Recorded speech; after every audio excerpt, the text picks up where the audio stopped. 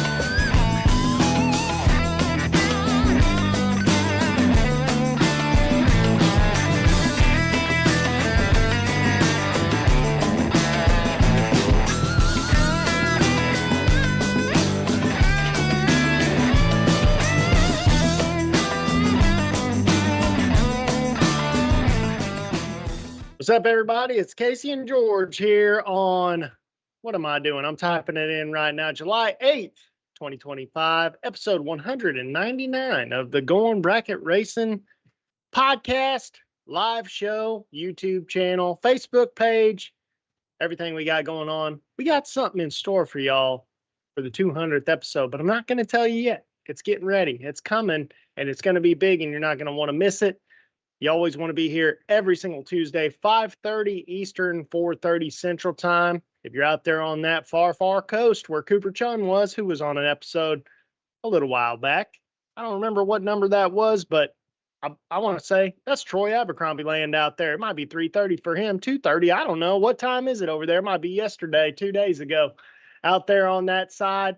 TSR Racing Products brings it to you for free every single week. They've been with us forever. Power Glides, Turbo 350s, 400, 727 transmission parts, BRG 3D printed parts, anything you need. Brian Garrett's going to print it up for you.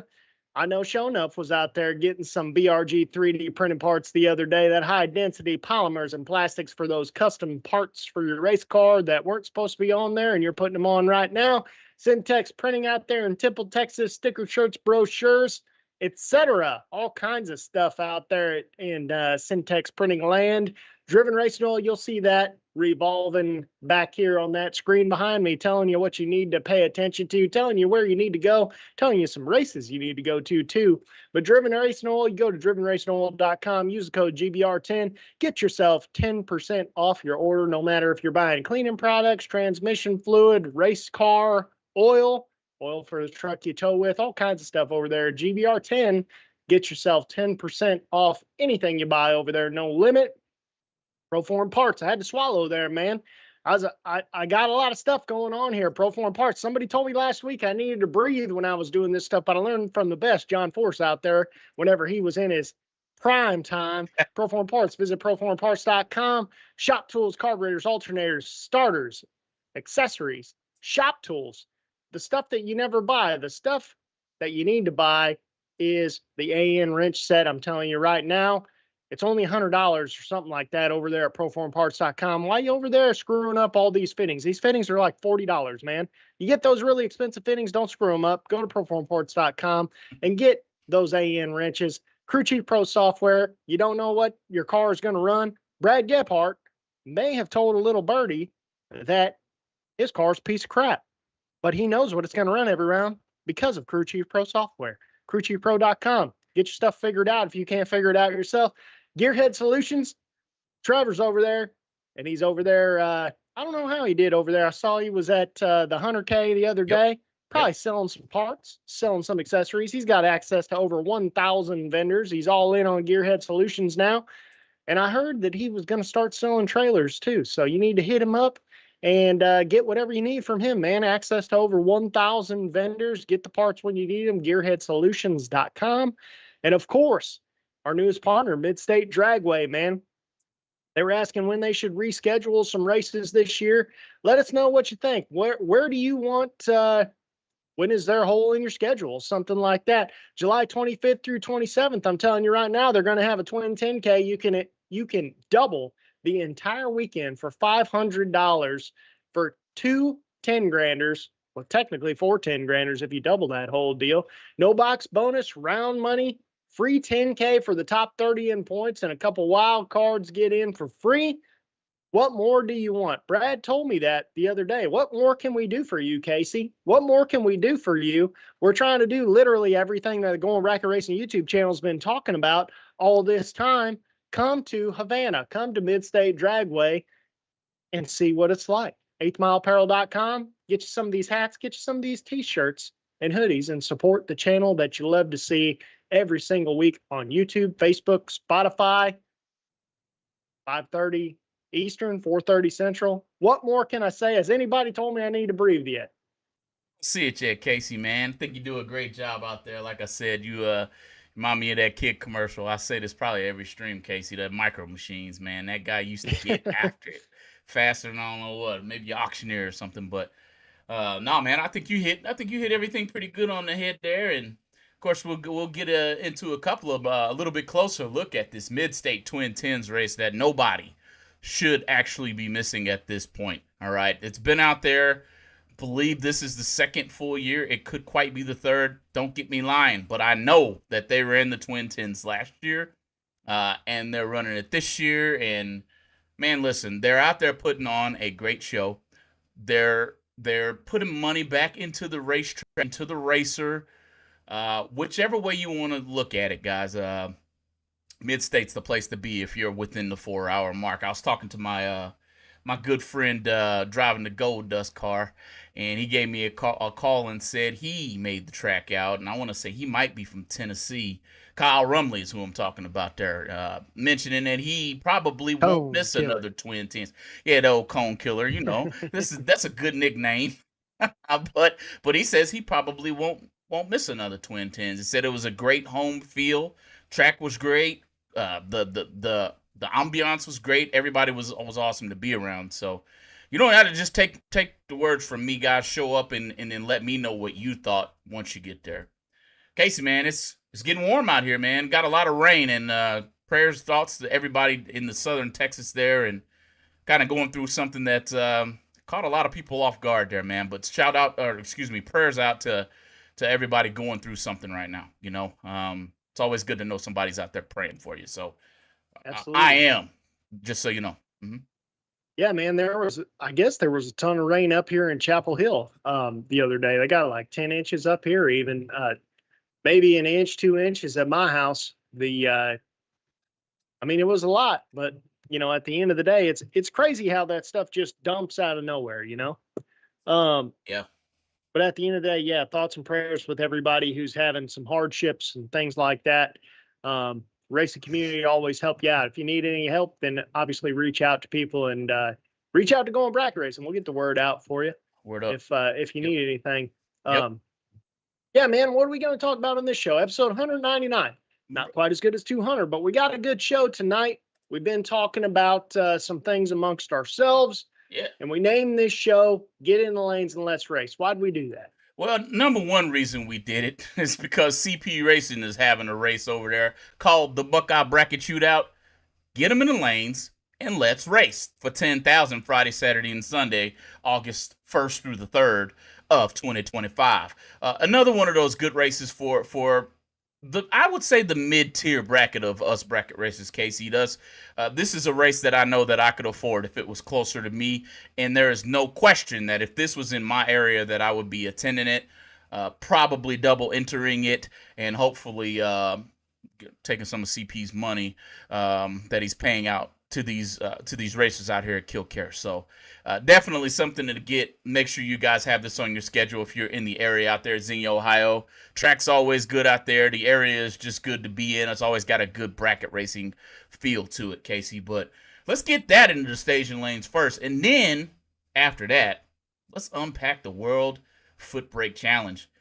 Casey, first place I'm going to go, and guys, this is going to be impromptu because that's what we do here at Going Bracket Racing. If you are new, this is not 1 ounce of it is scripted, okay? This is basically a telephone conversation between George and Casey that hadn't quite happened yet. So, Casey, we were talking about the what did we name it? It was basically 3 races in a row. Was it the GBR Triple Crown or something like that? We Yeah. were talking Hmm. about it, and a few racers brought up that the Footbreak Challenge needs to be within that specific um, trophy that we're going to give away to to the community of bracket racers. I for one am on board with that, and think that 3 races plus a substitute might be needed to add in there. That way we can substitute that World Footbreak Challenge. Because if let's say Kevin Pollard wins the OG, then wins whichever one we're gonna have second in WFC. Man, that's stout right there. What do you think? Oh yeah, man. I mean, at the end of the day, the WFC is the OG million of the foot brake crowd. That is a I mean, fact. it is what it is. It's Mhm. been going. I mean, is it? I mean, I don't even think it's a question. It is the longest running big money foot brake race that there is. And I know that big money has got thrown into this category where what's big money anymore? Is big money's $100,000 anymore? Not necessarily, man. It's not about the money anymore. It's about the prestige. Yep. And I think there's a lot of people out there that would rather win the WFC or the OG million, versus winning. Man, I don't know. Whenever I'm about to say it, I'm like winning the GABR 500K, winning the SFG million, winning the Great American Million. And you're like, I can't really say that because I'd rather have $500,000, and I know a lot of people would. But at the same time, no one remembers who wins a lot of those big races. People remember, TJ Tracy won the OG million. People remember Scotty Richardson. That's the only race he couldn't win. Where at one point, I think he was doubled in the semis and still couldn't win it. People remember all these guys that win these big races that are prestigious. I mean, at the same time, people know Cisco won the SFG million. People know that Jeff Serra won the Great American. Yeah. People know this stuff. Tyler Bohannon obviously Right. won the Great American 500, I believe. Runner up was champ. Yep. But it's like the races that stand the test of time that we'll know 50 years later. We're going to know Dave Triplets won the OG million. We're going to know Kenny Underwood has won the OG million. Gary Williams, like those races just make people's careers, and I don't know if they give them the publicity they need. I don't know if they give them the self-confidence they need, but those big races, those prestigious races, make people's careers and make them take off. So yeah, and I agree with that. As I'm sitting here and getting ready to say what I'm saying, I'm definitely going, in my own opinion, bringing in the WFC into that conversation. There's many reasons why, but I want to get over here and look at Mo Hall's comment real quick. He shouts out Jared Pennington first off. We shout out and salute you as well, Jared Pennington. Job well done. World Footbreak Challenge was what we expected to be, a great event, well televised, well covered. You guys got excellent weather out there. That was awesome to see. Not everybody, talking about it's raining like crazy out here on the mountain. But Mo goes on to say, that's the name of my race car, by the way, Mo. Mo Hall, I like you, man. Mo, meet Mo one day, my race car. Anyway, we didn't win, but we had an absolute blast. And shout out to the staff at Bristol Dragway. Job well done. The WFC Challenge is the Super Bowl or the Daytona 500 for us foot breakers. And Right. I believe that is 100% true. I love the feel of the crowd that it brings in. It's not necessarily always going to be the huge stacker with the huge toter home and you got 6-7 race cars to pull out of one trailer. I don't know how you pull that off, but if you are, you know who I'm talking to you. And it's The just redneck stacker. That's how you do it. whatever the case may be. WFC has a really good feel. Well, dude, a good listen feel. listen to the crowd just from last year. I pulled it up last minute here because I got a comment in the chat here saying you never even said anybody from the WFC. Well, I feel like I don't necessarily have to because the name is Brad Plord. The name is Jordan Martin, Scooter Hamlin, Adam Davis, Daniel Young. Like, I mean, that's just last year, you know? If you throw in the gamblers races, Troy Stafford, Brooks Stevens, like, I mean, these are all people that you've heard. Jerry Klein. I mean, at the end of the day, man, Nick Hastings like took off after this. I mean, right. It is the OG million for, you know, I'm sorry I don't know it as well as I should because Sure. I'm just not primarily a foot breaker. Sure. But at the end of the day, man, there's a 20 years worth of big names, 20 years. Harvey, what's his name? Something, I think it's his last name, Harvey Jr. Harvey Jr. I know the car in my head. I think it's a Mopar. It's brown or tan, whatever you want to call it. That dude's won a ton. I know Ryan Gleghorn's rolling in his grave right now. If he was dead, he'd be rolling in his grave. I know he's pissed off at me cussing at the TV right now. But I'm telling you, that WFC, next year's 20th anniversary, and settle down, Ryan. Settle down because David Harvey Jr. Settle down, Ryan, because I've been trying to, amongst myself, get 5 or 6 of my buddies to go there for the 20th anniversary next year. So don't worry about it. We'll be there. Don't worry.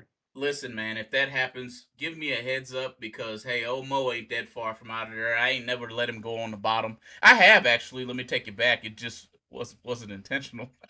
But let's just say maybe I need to put it in, you know, my gear. And we're not talking about Travis Harvey, Tom Worthington. Travis, I mean, he might have been there. I don't know. Travis is the king of all the racers out here in North Carolina. Casey, Carolina kid, run anything. Let's get to it, Casey, man. 500 and I believe 60 was the entry count. 560 something. Jared Pennington's in the chat, so he'll keep us honest for the most part. 585 Friday, 586 Saturday, 531 Sunday. That's one of the things I wrote down. Wrote them down, man. Listen here, man. Listen here. That many entries pulled into the gate for the 19th. Boy, I can't wait till next year, Big Jed. Hey, man, dude, if you need, it might be 750. Big Jed, if you need a bouncer, just call me, man. I'll be there to be your bodyguard for the weekend because I have take a big bouncer to get away with some of these boys out here. We're talking foot breakers, George. We're not talking about these top ball racers that stay in their motorhomes. We're talking about these tent sleepers. Hey, man, listen. All I can do is talk somebody down. That's about it. But shake some hands and say welcome to the WFC because next year is going to be crazy. And Casey, I'm with you, dude. If I can get Mo ready for that, like hit a couple testing tunes and figure out what to do and run off the bottom, that would be a trip I would be willing to make, sir. Period. That's all I got. You keep me posted once we figure out how many people we got going. I know you said you had about 5 or 6 already. Well, you got 7 because I'm going to. Yeah, we got lots of cars amongst everybody too. Yeah, man. But let's talk about it, Casey, man. Excellent weather. Everything seemed to have gone great. Got all the races finished. I think they had to make a few amendments. And but get them to the lanes is one thing that we want to talk about because we saw a post out of Michael Beard. It kind of took me off kilter just a little bit there, just basically saying, "Hey, we just called the last color presumably, and the lanes aren't as full as they should be." Do we have racers running in classes and colors that they probably shouldn't be going up with? Is that what's causing this? I mean, obviously at that race, there's only one class. It's Footbreak. And so the answer to that is no. But the answer to were you up here when you were supposed to be is also no. And that's kind of unacceptable whenever we get to the point we're having we're having so many cars. We're getting close to 600 cars. And how are we supposed to get this race done? Everybody's been complaining the last 2-3 years. Everybody's been complaining. And this didn't happen at this race. I just want to make that clear. Right. They got it done. And WFC and Spring Fling are the only places that can get races like this accomplished. And I want to give kudos to where kudos are due. Kohlberg Promotions, Spring Fling, Those are the only races or promoters that can get races at this capacity finished without making extreme circumstances or extreme changes to the circumstances. But or in extreme circumstances, I guess I should say. But at the end of the day, man, why aren't we getting up to the lanes in a reasonable time? It's really unacceptable because, as Michael Beard said, and he's a promoter. Don't anybody forget that Michael Beard's been promoting races just as long as this race has been going on. So he knows what he's talking about. He's not stepping out of line here. The fact of the matter is that when they call you to the lanes, you need to get up there. And I think this was a time run that he had brought this up in. And a lot of people are always like, oh, I want to have the time run closest to when I'm going to run. That's common sense. Everybody knows that. Obviously, the closer you can run, that's why double entries are such a big deal, is the closer you can run to when you just ran, the more likely you're going to know what you're going to run at the track, especially at Bristol. Literally probably no track more so than Bristol. But right. I don't understand, there's no difference if you're going to run a time run and it's going to be, say, I don't know, 10 in the morning, and you drag your feet and you screw around or whatever, and you make your run at 2 in the afternoon, but you're going to run first round at 4 or 5 at night. It doesn't make a difference anyway. You're not learning anything more. In fact, you probably would have been better off making that run earlier in the day. But the thing is, I saw a few comments, and we'll get into these later, that made a lot of sense. The fact is that you got to run first round at some point anyway. And it's not helping you to just screw around and slow this event down that we already have 600 entries at. How are we supposed to finish the race? Right. And we got tons of offshoots that we're going to get into during this show. Right. And we'd love to hear your comments over here in the live chat on Facebook or on YouTube. But the fact of the matter is that when they call you to the lanes, it's disrespectful to the promoter to not just, like, I'm not saying, oh, I got to go right now, like, stop what you're doing and don't check your stuff and get in. But it's like, you're ready for the next round. The battery charger's been on the car. You fueled the car up after the last run. You're just sitting around in your trailer talking to your buddies. Let's go, man. Like, let's not, why are we taking, when they call us to the lanes, nobody is saying, well, let me get my car ready now. It's been ready. Right. We're not talking about 5th, 6th round and I've been doubled all day and letting it cool off. It's cool. It's plenty cool. Why are we not getting in the car and going up to the lanes in a reasonable amount of time? 10 minutes, I feel like, is plenty of time. And I feel like there's more to it, too, because the way I see it, time runs in this, and this is just my thought process, and I'm not a promoter by any means, guys, right? But time runs is a test of what first round's going to go like, not only for the drivers, but for the promoter as well. So if I say I want time runs to come up in certain colors and categories, and then I don't see that, well, I'm not getting an accurate test on what's going to happen during elimination round in the first place. This is how I see it. So if I call green, and green's lanes look like they're all the way back into the pits somewhere because that many cars came up during green, and then I call yellow, and then I got half of that, did I put too many drivers in one color, or are you guys not doing what you're supposed to do? And it's the latter. There are people who will come up and run even in eliminations, if this is the case, with outside of their color. And I think this is happening. I can't prove it, but something's not right there if we have that big of a discrepancy in the lanes. Yeah, it happens. It happens at every event. I don't care if it's your local bracket race. Event. Yep. Yeah.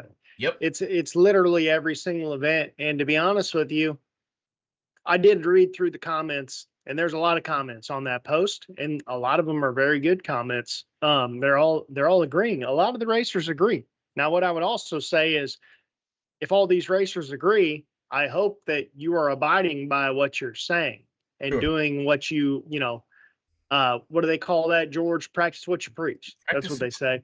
Practice what you preach. And time runs take as long as first round. That's what people don't realize. They take as long as first round because guess what? Everybody makes a time run just like everybody makes first round. Right. Maybe everybody doesn't buy back, but Well, everybody runs first round. Everybody runs a time run. Go ahead. I think there's more to it at this specific racetrack. The lanes at Bristol. I've never been to this track, but I've simulated this track more than once. And if they made the track anywhere near what it looks like in dimension in real life, those lanes aren't very long in the first place, right? So in order to stop the bottleneck or to control the bottleneck, the promoter has to have a plan on how to get cars in and out of the lanes, man. It is what it is. This isn't I really don't think it's a small thing to make sure that we're all paying attention to. It's actually fairly large. It's more helpful than not. I mean, Casey talk about a lot. Heck, man, 30 seconds every pair could really change the outcome of a drag race. If you absolutely 30 seconds every pair, you're going with 585 cars. Right, man. So if we can eliminate the little nuances, and of course I'm talking about people and we do what we want to do as it is, right? But check this out. Yeah.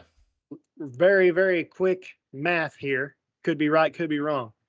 If you cut off 30 seconds of 585 entries, if you cut 30 seconds off every run, which obviously some's going to be more, some's going to be less. You know how much time that is versus that round? 4.875 hours, 4 and 7/8 hours. Jeez. I mean, it's crazy. You know, like people feud track already, okay, right. guys. You gotta Most of them are. Really gotta weigh into the fact we gotta get them to the lanes. What does Champ say? Get them fired up, get them to the stage lane, maybe right now. Like, let's go. It's color time. I think make it to where we need a police out there to slow y'all down and tell this person to come on. You over there. Make that happen, okay? It's time we have enough entries at these events that I feel like we need to start enforcing, stage and lane times. And there's a lot of thoughts from the comment section that we'll get into here in a second. But there's a lot of ideas that are valid and from people who are NHRA national champions that make a lot of sense. People who have very big companies in this sport and have for a very long time that we'll talk about here in a second. But I feel like a lot of yes, you need to listen to what the promoters say. You need to listen to what the announcers say. You need to, when they say come on, let's come on. I think it's to the point that we need to prove a point to these racers that yes, it's a 50-50 thing.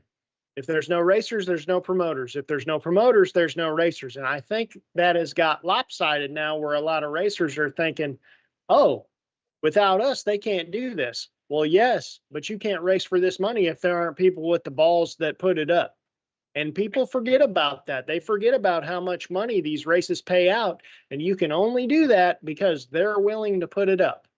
So never forget that, racers. Never forget that. We're all racers here. I would say probably 99% of us watching this show right now, including the two people doing the show, we're racers. We can't race without promoters and tracks. And you need to always remember. Check this out, Casey. Jared Pennington just chimed in. He said they averaged around 55 seconds per pair for the weekend, and they had a stretch where it was at 47 seconds per pair. That is moving along fairly well. And don't forget also that this is a Footbreak race, and people forget that also adds up into the average because these cars typically take longer on the track than your top bulb cars that are averaging 450, 430 dragsters. Hey, man, I don't know. We might have to try to get old Big Jed up in this stream right now, Casey. Oh, yeah, we got to have him on. You know, he's always our Christmas special guest, him and JJ. We got to have him on. Get him to commit if he's in there right now. Get him to commit. I think he's committed to coming on the show right now. He should. Man, hey, hold on a minute. I'm going to keep watching. Don't tempt me with a good time. We coming up on commercial break. I'll get you in here right now. But, yeah, Casey, man, so that timing, the amount of time it's taken right there, like you said, in the Footbreak too, that's actually fairly quick per pair. It seemed like it took longer in some cases as I was watching, but average-wise, that's a good average, dude. 55 seconds for the whole thing, that's not bad. Absolutely. But, so, in the grand scheme of things, I feel like we've talked about this, and looking into next year with this being the 50th anniversary. I'm gonna get Jed in here. Maybe we just 20. excuse me, I said 50. Dog, Jed, my Yeah, bad. that's excessive. My bad, Jed. Whoa. Guys, guess what? We're gonna give some time to our marketing partners here real fast. And maybe, just maybe, if you hit that like and share button and get this old bad boy out there as far as you can, we're gonna try to get Big Jed in here, give us a few words about that WFC. I'm sure you guys would rather hear it directly from the promoter. So hang in there, hit the like and subscribe. Let me see what I can do on an impromptu edition of the Going Bracket Racing 199th episode. Hang in there.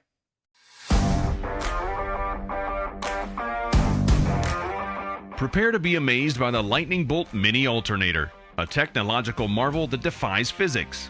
This alternator is nearly 40% lighter than a conventional 10SI, yet it kicks out more than 80 amps at idle and over 100 amps at full throttle. All this power is packed into a 7-pound 98mm case. Its unique aluminum housing, featuring eye-catching lightning bolt cutouts, adds a touch of style to your engine. Installation is a breeze with a one-wire hookup and standard V-belt pulley. For those seeking a seamless replacement, choose the Lightning Bolt with the 10SI adapter, or opt for the standard 93mm universal mount version for more customization. Plus, separate serpentine pulleys are available. Don't settle for less. Upgrade to the Lightning Bolt Mini Alternator today and experience unparalleled performance and style.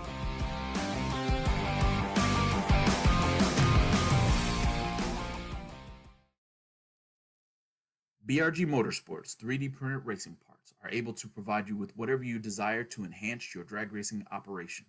Items like safety belt magnets, nitrous bottle holders, and even quick release delay box mounts are able to be obtained from BRG Motorsports 3D printed racing parts. Have a look at top selling items such as helmet hooks and steering wheel hooks, which are proven to make it easier to maneuver throughout your race car. You can contact BRG Motorsports 3D printed racing parts at telephone number 765-729-1177.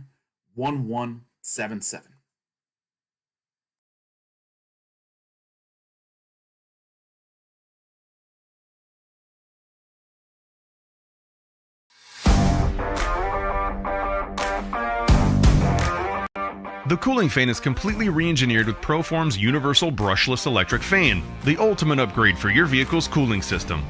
Our 4 models deliver between 2,100 and 4,200 cubic feet per minute, providing 50% more cooling power than the competition. The advanced brushless DC motor ensures a lifespan at least twice that of traditional brushed fans. Installation is a breeze, no vehicle-specific controllers needed. Just connect the positive and negative wires to any 12-volt system and you're ready to go. Weighing in under 5 pounds with a 3-inch profile makes the Proform brushless fans the best power-to-size ratio fans on the market. Don't settle for the limitations of yesterday's technology. Get Proform Parts brushless fans for a cooler, more efficient, and more reliable fan for your ride.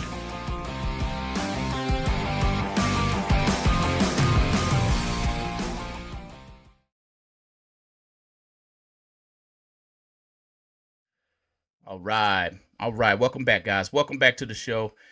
Thanks for joining us on episode 199 here on the Going Bracket Racing podcast. Catch us on your anywhere you watch, listen to podcast, I should say, anywhere you want to watch, Facebook, YouTube, whatever suits you. Thanks for chiming in there on the chats and sharing and liking and just making it all fun to be on. And don't forget to follow and share. That's right. And like, or whatever it is on every single platform. Helps out quite a bit as you guys do that. We are working on getting Big Jed himself in on this show on the fly here. So basically, we're going to continue here with the show by saying thank you to Syntex Printing, Ken Jones Performance, TSR Racing Products, Proform Parts, BRG 3D Printed Motorsports Parts, Team 14 Motorsports, Crew Chief Pro, Driven Racing Oil, Mid-State Dragway, 8th Mile Apparel, Gearhead Solutions. Man, that guy could be at the racetrack and he'll send you a set of slicks, because that's what I got on the way to my door right now, guys, and it ought to be here like tomorrow or something.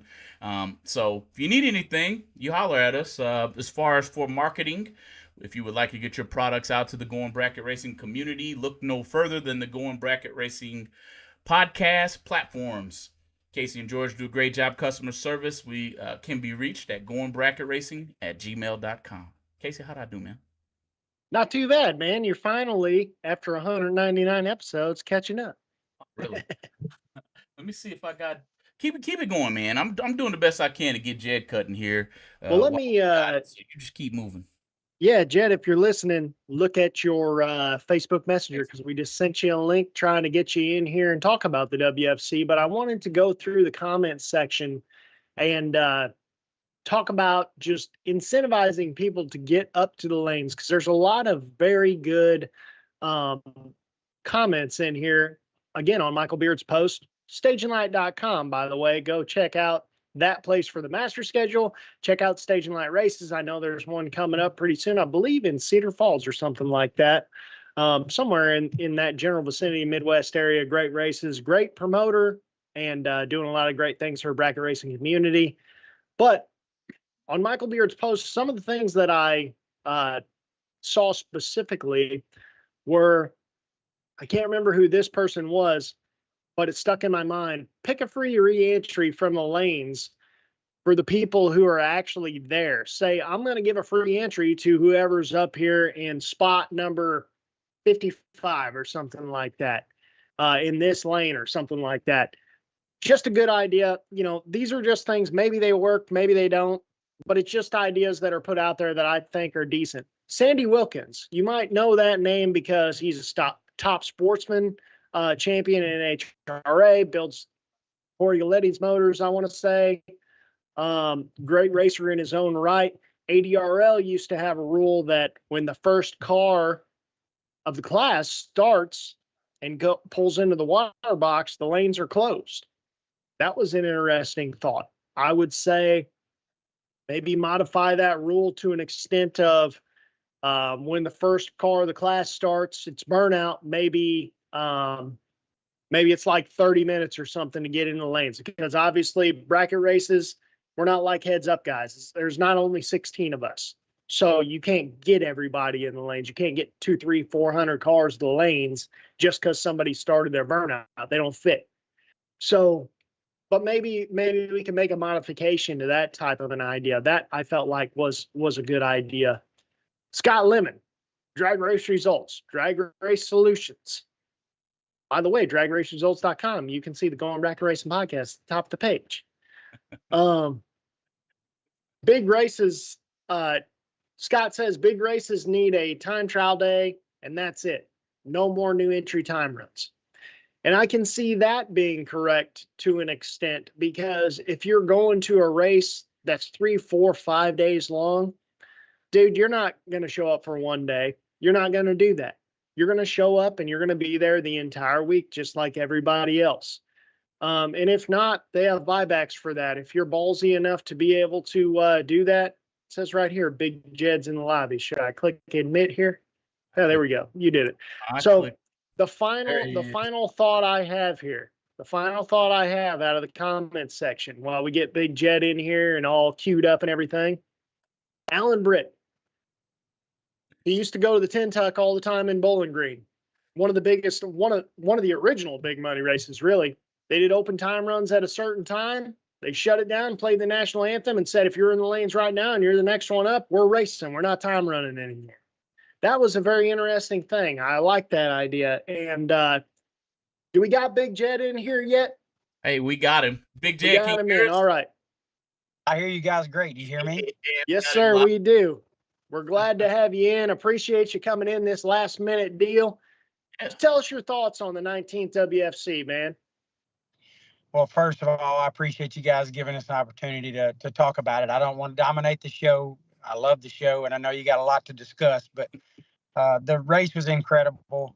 You know, for 18 years prior to this year, we've had rain in the forecast, and we've gotten rain for 18 years straight. So we really didn't know, Casey and George, what the impact of perfect weather would be on the event. And obviously it turned out to be incredible. We had a pre-entry number that we've seen before, and we kind of take a good stab based on statistics where we're going to land, and it blew it out of the water because of the gate entries and the perfect forecast. So, 585, 586, and 531 with no buyback on Sunday. We had 333 in our only gamblers race that we had on Thursday.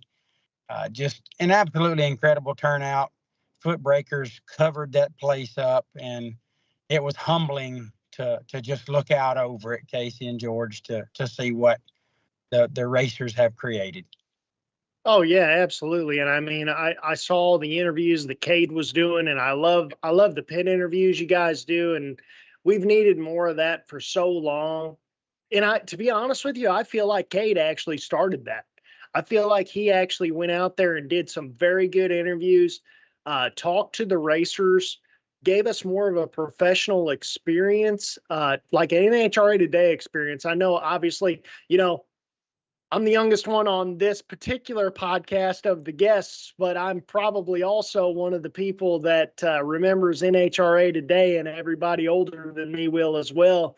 And we've needed that so long in the bracket racing community. And there's so many people out here that have so many different experiences, life experiences, their jobs, how they got here. There's so many stories that are out there in the pits. And Cade is doing a great job of bringing those to the public. And that's what keeps people tuned into Motor Mania, keeps them tuned into Going Bracket Racing Media, keeps them tuned into all these streaming services. And I guess you could say that's what makes bracket racing, people always want to say bracket racing is boring. I don't understand it. Why are they going slow? Why is somebody leaving for someone else?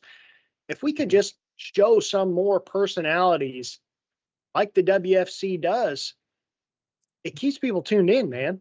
Yeah, that's a great point, Casey, because I saw in the chat here before we got Jed into the show that the runner-up on Sunday's event slept in the tent the whole week. All right? That's stuff that, listen, that don't happen at any other motorsport that I'm aware of right now, okay? Somebody would have to correct me if I'm wrong, but I've never heard tell of that in any other motorsport than ours. And those are the type of stories that I feel like, man, that we got to tell that story right there, Big Jed. How did that go down?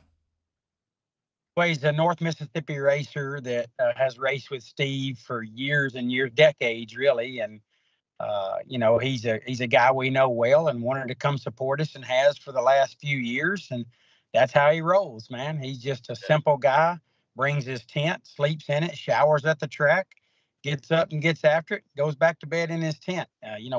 We've got a former $10,000 winner, Andrew Adkins, that has a car, a Duster, or I think it's a Duster or Demon, that runs 770 on the mountain, and he drives it from Ohio and races it and puts his pit bike in the back seat.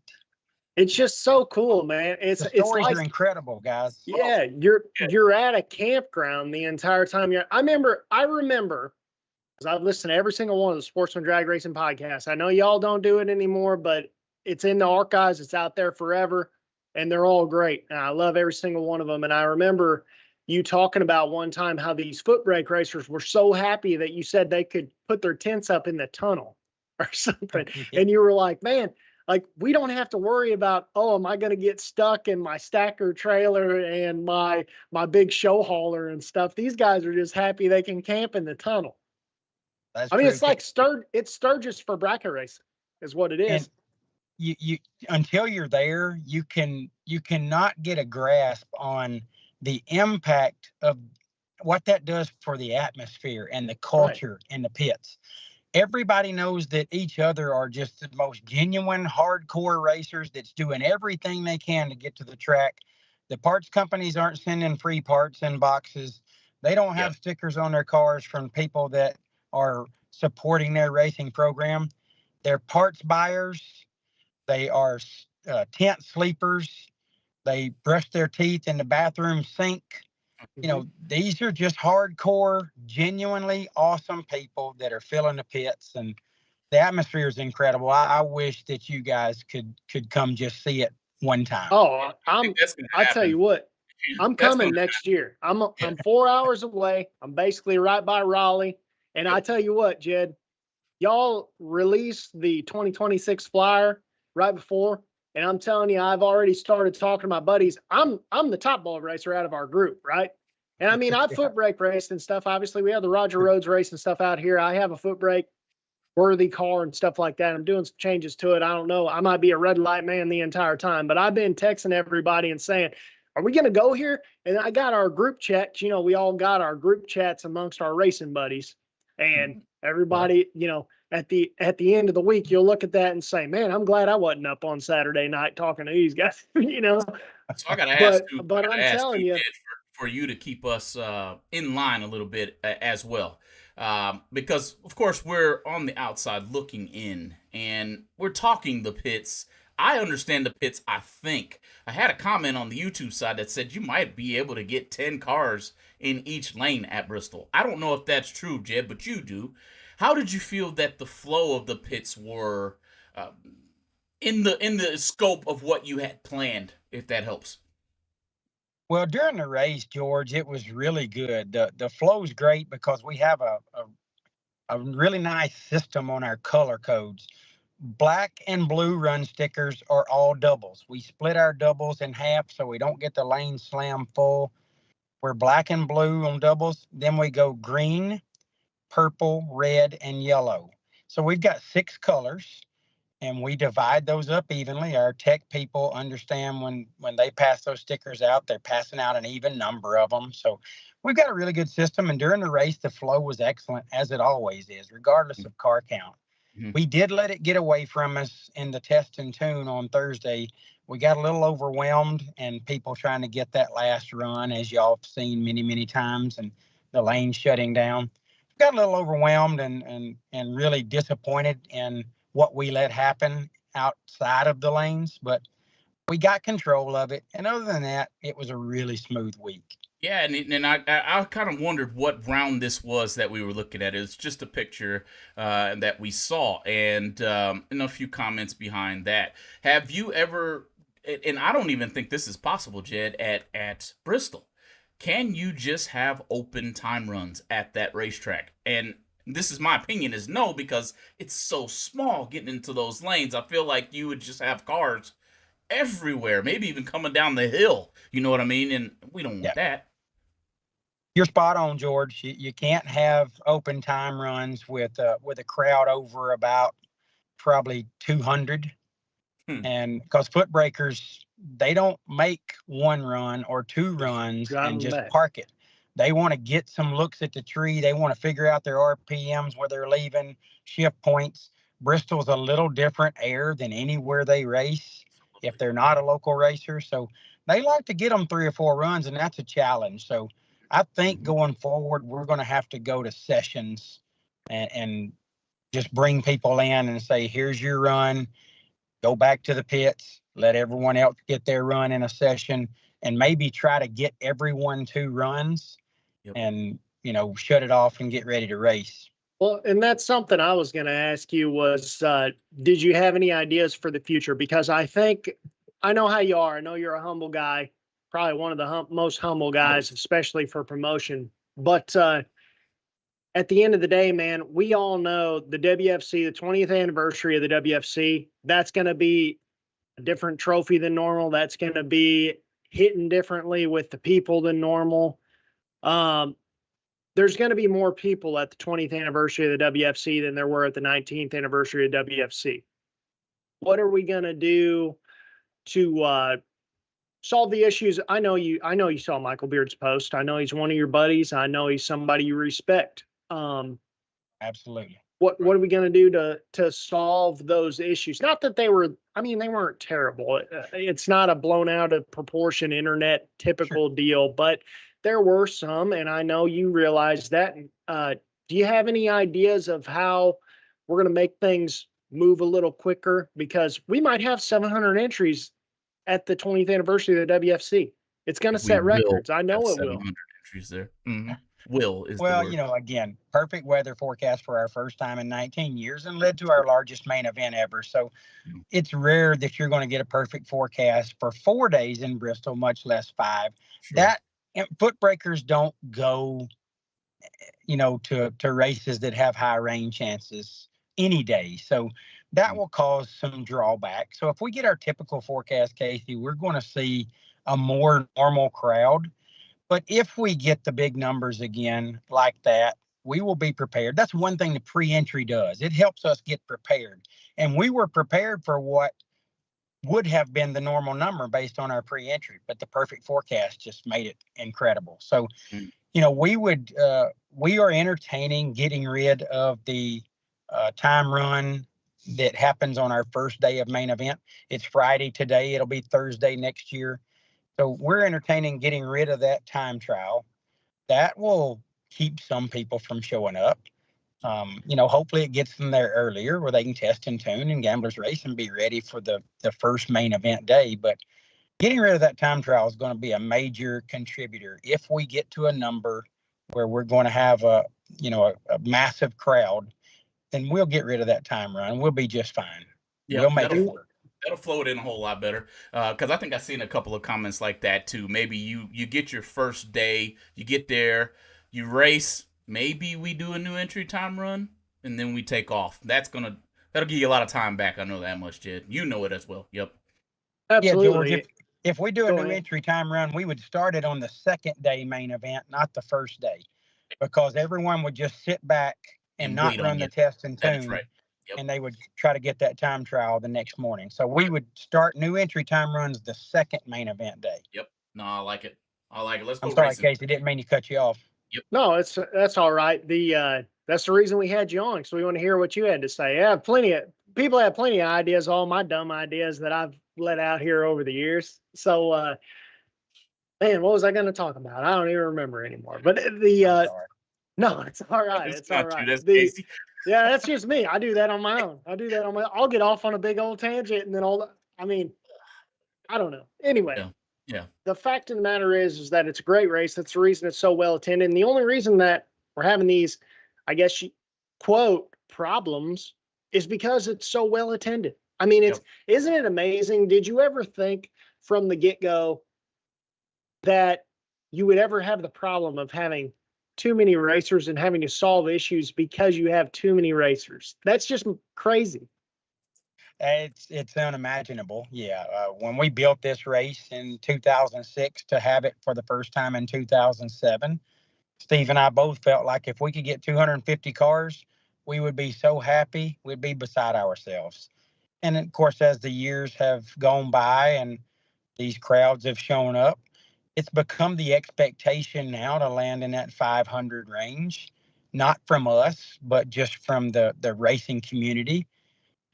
Perfect crowd for us is making everybody happy, regardless of what number's there. We just want you happy. And, I don't know what to expect next year for the first ever Footbreak 5-day, but it's getting a great response. And if they show up in numbers like we saw this year, Casey and George, we'll be prepared. That's one thing our racers need to know. We will be prepared. What are your seat? Because like I said, Big Jed, my truck's nowhere near Footbreak, but he gonna be. Cause I think I'm gonna drag him up there. We're gonna figure this thing out. We would love to have DBR there. I promise you. What are your thoughts on the fact that, with being a 20-year-long race and being, you can say what you want. I know, like I said, I've said this earlier in the conversation. I know you're humble, Jed. Everybody always says that. But the fact of the matter is, this is the OG million of the Footbreak crowd. Everybody knows that. Ryan Gleghorn would be the biggest touter of that. If you said it wasn't, you know what would happen if Ryan got a hold of you. But the fact of the matter is that, did you ever think starting this out that you would be on the level of the OG million? Because you guys are. It's literally a list. We know who's won the OG million over the years. We all know. And the WFC is the OG million of the Footbreak crowd. And you know what you need to do if you haven't done it already? You need to sell your shirts. You need to have one of your shirt designs be every single winner of that race every year, because they'll sell out immediately at every race. I think we had our 140th different finalists this past weekend. But to answer your original question, Casey, never dreamed that big. OG Million was way out of sight for our dreams. To be honest with you, we're the World Footbreak Challenge. We named our event after the World Super Pro Challenge. Obviously, you know, they've got a tremendous, the Ledford family's got a tremendous event. It has an amazing stretch of years that it's been running. And we thought, what a cool deal. If we could do anything close to that, then, you know, it'd be awesome. And still trying to live up to the legend of the World Super Pro Challenge. But to be compared to the OG Million for the class that we serve, it's beyond humbling, and never dreamed we'd get 20 years, never dreamed we'd have this kind of following. And, you know, our brand is great and wonderful, but we're not naive enough to think that we did it. It's the racers that did it. If they didn't show up, the sponsors wouldn't care. The online viewers wouldn't care. The racers are building this, and they're continuing to make it grow by their word of mouth and sharing the gospel with their fellow Footbreak racers. And every year we get people that don't even Footbreak that show up and race. And I think that's a testament to the atmosphere and just the overall fun of the event. Yep. Man. Hey, this is pretty good, Casey. I don't think we ever had like a mid show bring on a guest and let's just take off. This was good. Jed, Casey, I'd contemplated getting in contact with you earlier this week, Jed, and I think Sunday, and we were both thinking, man, Jed's going to be beat. That was a lot. Yeah, we thought you'd be sleeping for a week.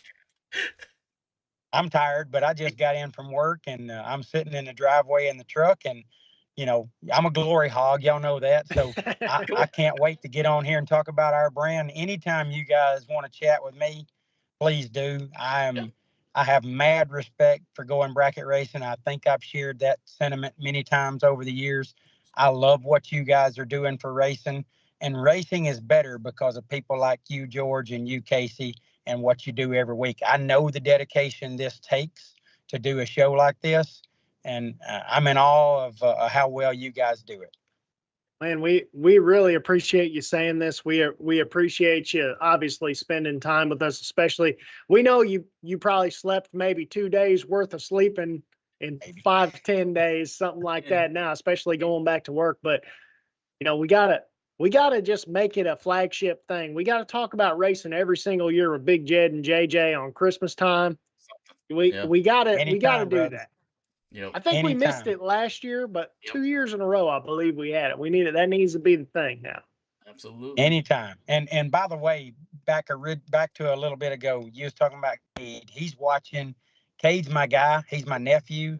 He's 18 years old. He owns Caulfield Media, and he's capable of helping anybody in the digital world with that type of content. So it ain't just for me. He'll do that for anyone. So if anybody wants some support there, Caulfield Media is where you turn to. And definitely a Cade Caulfield, well-spoken guy, great kid. I don't know him personally, but obviously just from what I've seen and knowing your family and, you know, just the interaction I've had with you guys. I mean, obviously great young men come out of that family, and that's a testament to you and obviously all their parents. But at the end of the day, man, Cade does a great job with those pit interviews, with the interviews in the tower. I love seeing what he's doing because it keeps people entertained. Again, it's like when you first came on here, what I was talking about is just, it gives somebody something to watch, because I think there's one thing that bracket racing is missing with all these streaming services, and it's constant entertainment. Because when people have the opportunity to shut the TV off, they go out to the shop, they go out to eat, they do whatever. But if you're constantly talking and you're constantly giving them entertainment, they'll, you know, make some popcorn, watch the race. You know, there's just something to do. Obviously, you know, there's lots of other things that happen there, but I'm just saying that's PG version. But I get it. You're spot on, brother. And his job is to create interest, and he's darn good at it. Yep. Correct. Hey, Jed, the floor is yours, man. Who you got to thank? You want to thank anybody? Well, certainly, you know, I could thank a whole list of sponsors, George, but BTE, I don't know if everyone knows it. I try to tell this story fairly often, but they have been the title sponsor to every event we've ever had. We have a 19-year relationship with BTE, and it hasn't ever even wavered. It's solid as it could be. It gets better every year. And Brandon Barentine, the president of BTE, is already talking about year 20 and the great things he wants to do. And I'm telling everybody, he is going to make this thing crazy special. Crazy special. He's got some tremendous ideas, and I'm appreciative of all of our sponsors, but there's only one that's been with us 20 years or will be with us 20 years soon. Yep. Hey, that's well said. That is well said. Well, Jed, guess what? We come up on that hour, man. We always do it really, really quick, and thanks for putting us to the test there to get a guest on here, just kind of on the fly. And thanks to everybody watching. Make sure you hit the like and share button, guys, and let's get the word out about the upcoming 20th World Footbreak Challenge, brought to you by BTE and all those good sponsors that make it happen. Thanks for joining us. Casey, anything before we close? Just want to thank John D over there for sending in the, I don't know if they're stars or what they are over here, but appreciate John D for getting up in here and supporting the show. Appreciate Big Jed, of course, for coming on and giving us this great content.